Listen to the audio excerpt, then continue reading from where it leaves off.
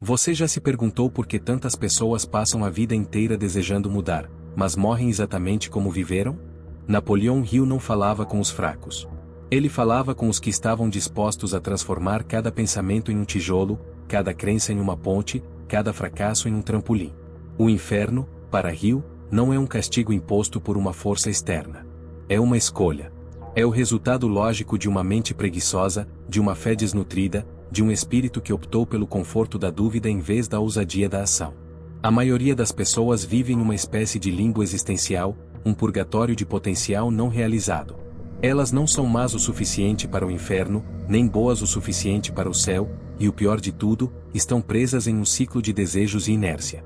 Hill nos força a encarar essa realidade, a enxergar que o nosso inferno pessoal é construído dia após dia, com cada depois eu faço, com cada não sou capaz, com cada e se der errado. A inércia se torna uma força tão poderosa que, com o tempo, a ideia de mudar se torna mais assustadora do que a dor de permanecer na mesma situação. É a zona de conforto que, na verdade, é uma zona de morte lenta para a alma. Hill revelou que a mente é um campo fértil, onde pensamentos são sementes. Algumas florescem em abundância, outras apodrecem antes mesmo de brotar. Mas todas, sem exceção, germinam segundo uma lei inflexível. Aquilo que você pensa com fé, insistência e desejo ardente se torna realidade. E aquilo que você teme, ignora ou procrastina, se torna prisão. O inferno psicológico não é construído de chamas, mas de hábitos. Maus hábitos. Pensamentos mal gerenciados. Emoções acumuladas. Expectativas não canalizadas. A mente, para Hill, é um jardim que precisa ser cultivado. Se você não planta flores, a erva daninha toma conta. E essa erva daninha é o medo, a indecisão, a autossabotagem. Ela cresce silenciosamente, sufocando qualquer chance de crescimento e florescimento. A maioria das pessoas, infelizmente, dedica mais tempo a reclamar da erva daninha do que a arrancar uma a uma. Elas preferem o papel de vítima, culpando as circunstâncias, o governo, a família ou a sorte, em vez de assumir a responsabilidade pelo seu próprio jardim mental. A mente, segundo Hill, é um transmissor. Você está sempre emitindo frequências, atraindo circunstâncias, moldando realidades.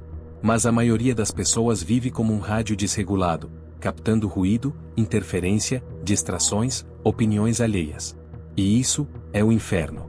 Viver desconectado do propósito, intoxicado pelo medo, guiado pela opinião dos outros.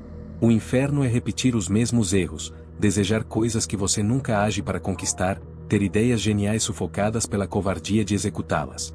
A sua frequência interna determina a sua realidade externa. E a sua frequência é a soma dos seus pensamentos, sentimentos e crenças. Se você está sempre sintonizado na estação da escassez, do medo e da dúvida, é exatamente isso que a sua vida irá refletir. A mudança, portanto, não começa com a ação, mas com a sintonia. Você precisa mudar a estação interna para começar a receber uma nova realidade.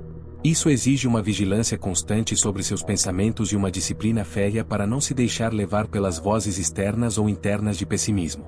Pensar é o trabalho mais difícil que existe, por isso tão poucos o fazem. Hill não estava sendo irônico. Ele sabia que a mente humana tem acesso ao poder criador, à energia divina, à centelha de Deus.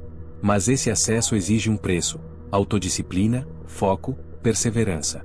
E o mundo moderno oferece exatamente o contrário: distração, gratificação instantânea, atalhos.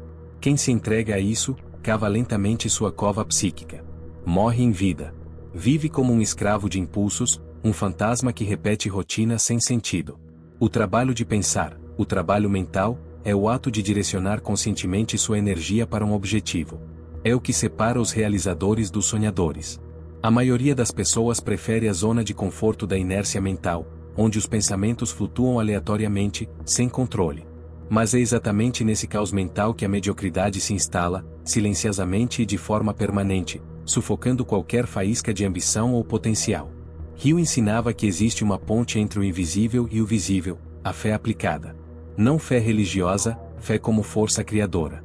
Fé como certeza interior de que aquilo que você deseja já existe, e que seu papel é alinhar pensamentos, emoções e ações com essa realidade invisível.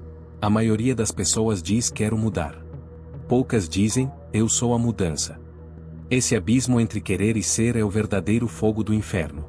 É nele que arde o arrependimento, a frustração, o desespero silencioso de quem sabe que poderia, mas não fez. A fé, para Hill, é o catalisador. É a força que transforma o pensamento em matéria, o desejo em realidade. E essa fé não é cega, ela é um produto da autossugestão e do propósito definido.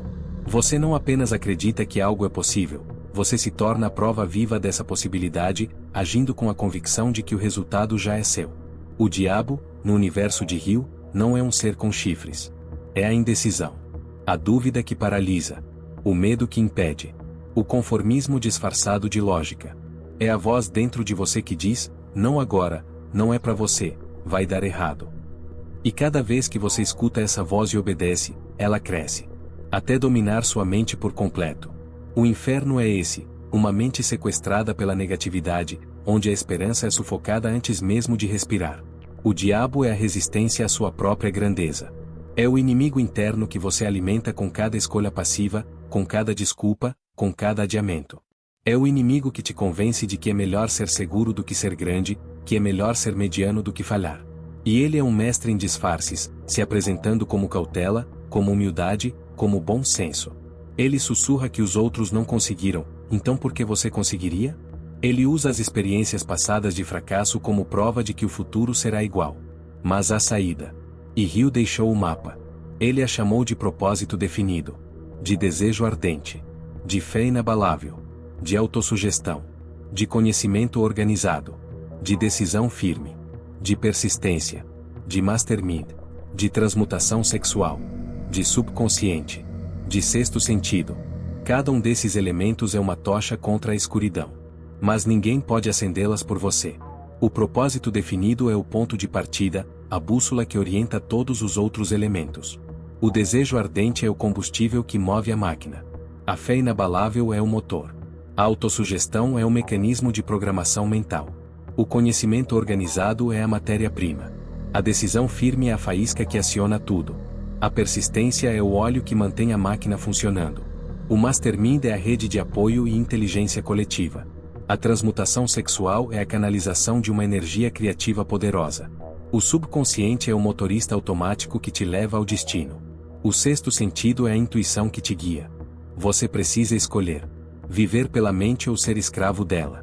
Criar seu céu interior ou habitar o inferno da passividade. Hill disse: a vitória é sempre possível para a pessoa que se recusa a parar de lutar.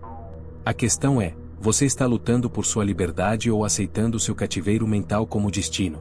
O inferno é repetir pensamentos que não te servem, alimentar crenças herdadas de quem fracassou, seguir conselhos de quem nunca tentou. O inferno é ser bom, mas nunca ousado. É sonhar grande, mas agir pequeno.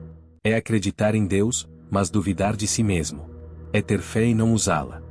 É ouvir seu chamado interior e fingir que não foi com você. E se Hill estivesse aqui, talvez não gritaria com você. Ele apenas perguntaria: você está pensando com propósito ou pensando por pensar?